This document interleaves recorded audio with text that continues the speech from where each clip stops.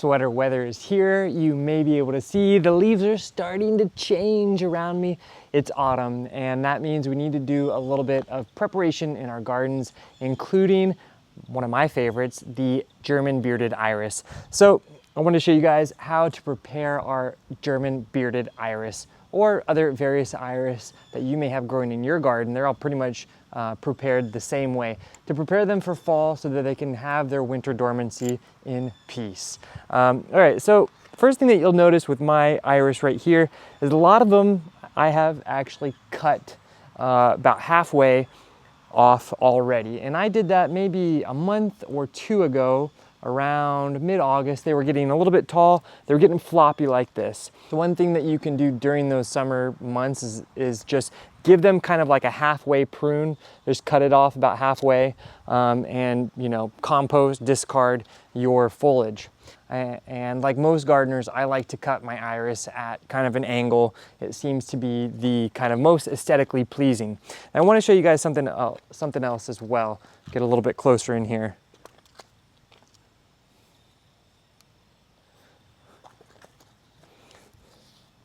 So one thing that you can do during the growing season, if you notice that some of your foliage is looking like this, yellow, brown, go and just yank it out.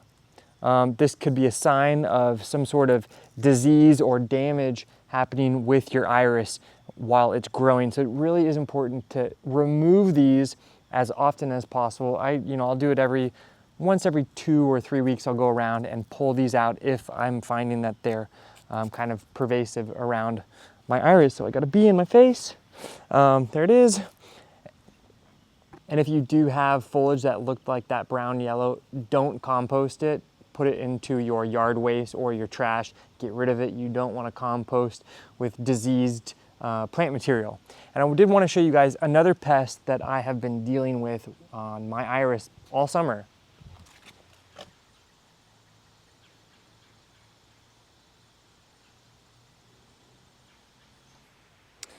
See that little guy right there? That is what I believe to be an aphid, and many of my iris have been covered, not covered, but enough of these aphids have been around, and that is probably what has been causing a lot of my foliage to get a little bit floppy. And a good rule of thumb, whether it's your indoor plants or your outdoor plants, if the foliage doesn't look perfect, inspect it. Maybe there's a reason why it doesn't look perfect. And for me, this floppy foliage that I've had pretty much all summer, I'm pretty certain it's because these aphids have been sapping our plants of their ability to grow at their very best, causing the foliage to get floppy. All right, so now that we kind of have an idea of what we want to do, this is a really easy task to do to prepare our iris. Just take your clean, sharp shears, scissors, whatever you have that you like to do your garden work, and just cut them down pretty much all the way. You can leave about an inch or so of foliage. Now, for me, I haven't had my first frost yet here in eastern Pennsylvania. It's probably going to be coming in the next 2 weeks or so. So I'm doing this a little bit preemptively. You can absolutely wait for that first frost to occur. You will notice it. Your foliage will change its coloration. It will start to look worse after that first frost has kind of like sapped it of a lot of its vitality. So you can wait for that point to remove your foliage, or you can do it preemptively like I'm doing.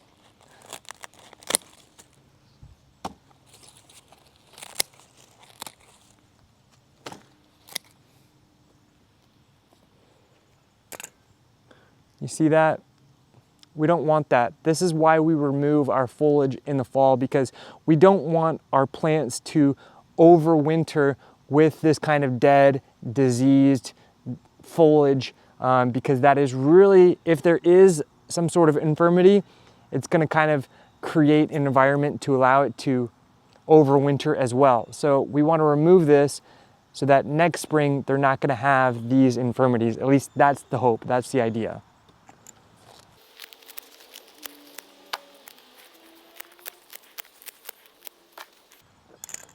Make sure you remove every little piece that you can. Clean plants are so important. Cleanliness is to godliness.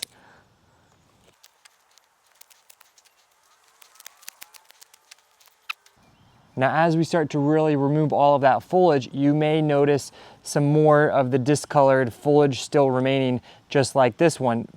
If you have this here, it's cut back, you still want to go and remove it from that section, from that clump, all right? And discard this. All right, it's really that easy. That's why we love the iris, particularly the sun-loving, drought-loving, heat-loving German bearded iris. They are my favorite by far. Easy plants to prepare for a nice winter of dormancy. I hope that video was helpful, short, to the point, and what you were looking for. If not, please leave a comment in the comment section below, and I can try to address any other questions that you may have about preparing your iris for their winter hibernation. Don't forget, subscribe and click that little bell for notifications to receive notifications of all of my weekly video updates that I am uploading all of the time. Thank you guys for joining me here on Plant Vibrations, and I'll catch you soon. Ciao.